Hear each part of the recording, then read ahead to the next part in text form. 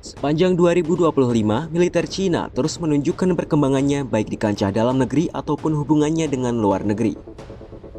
Beberapa topik hangat seputar militer Cina sempat menjadi sorotan, seperti konfliknya dengan Jepang terkait Taiwan, serta peresmian kapal induk pertamanya yang dilengkapi ketapel elektromagnetik, yakni kapal induk CNS Fujian.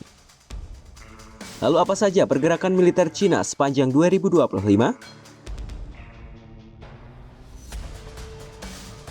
Pergerakan penting militer Cina dimulai pada awal Maret 2025. Pada 1 Maret 2025, Cina mulai memberlakukan pengetatan terhadap penyebaran informasi soal militer Cina di internet.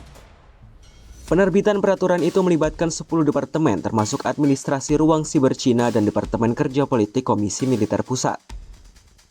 Dalam peraturan itu ada 30 pasal yang mengatur soal informasi apa yang boleh dan tidak boleh disebarkan di internet terkait militer Cina.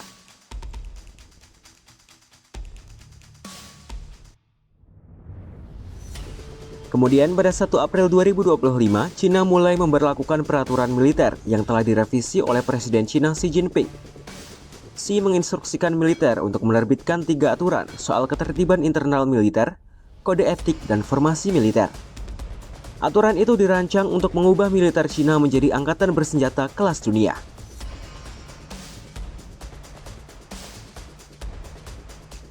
Pada 1-2 April 2025, Cina juga menggelar latihan berskala besar perdana dengan sandi Strike Thunder 2025A.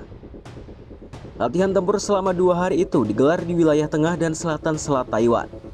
Juru bicara Komando Latihan Cina, Kolonel Shi Yi, menyebut latihan ini bertujuan menguji pasukan dalam pengendalian wilayah, blokade, serta serangan presisi pada target-target utama.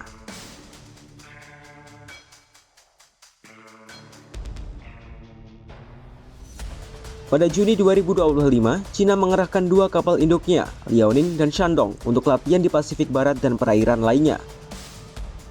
Latihan itu digelar untuk menguji perlindungan laut dan kemampuan tempur bersama. Namun Cina menekankan bahwa gelaran tersebut tidak ditujukan pada negara atau target tertentu.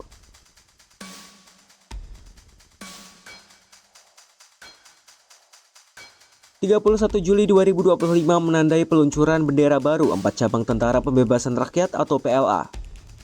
Keempat cabang itu yakni Angkatan Udara, Angkatan Siber, Angkatan Pendukung Informasi, dan Angkatan Pendukung Logistik Gabungan. Selain keempat bendera cabang itu, Cina juga meluncurkan pembentukan sistem bendera militer PLA di era baru. Bendera-bendera itu resmi digunakan mulai tanggal 1 Agustus 2025.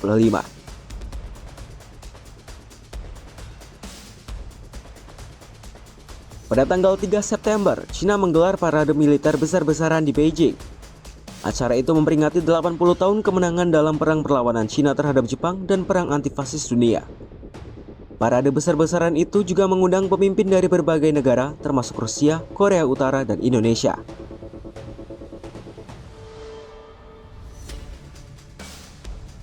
Lalu pada 12 September 2025, sebanyak 30 jenazah sukarelawan rakyat Cina yang gugur dalam perang Korea dikembalikan ke Cina. Cina dan Korea Selatan telah melakukan pengembalian jenazah korban perang selama 12 tahun berturut-turut yang melibatkan 1011 jenazah relawan Cina.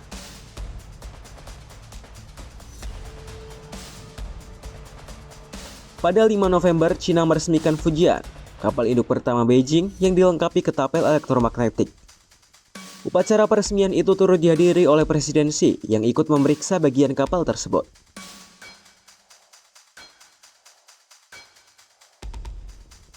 Pada November 2025, konflik Jepang dan Cina mulai memanas buntut pernyataan Perdana Menteri Jepang Sanae Takaichi soal isu keamanan Taiwan.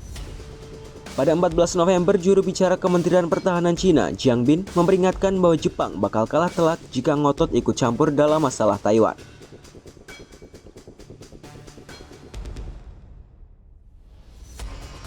Pada 27 November 2025, Cina merilis buku putih soal pengendalian senjata, perlucutan senjata, dan non-proliferasi Cina di era baru.